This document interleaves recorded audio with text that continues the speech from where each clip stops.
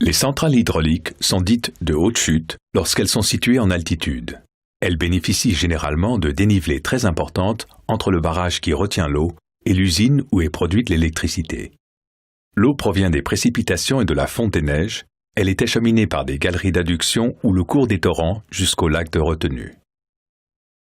Ainsi, l'eau est stockée et peut être dirigée à la demande vers la turbine par différents ouvrages: canaux d'amener, galeries creusées dans la montagne et conduites forcées.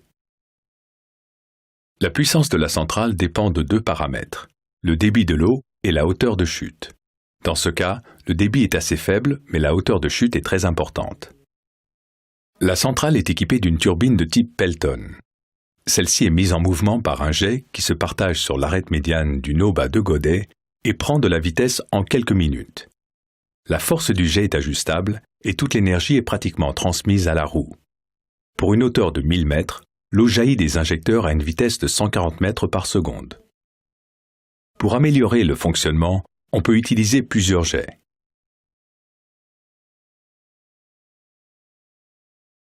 La turbine entraîne dans sa rotation un alternateur qui, lui, produit l'électricité.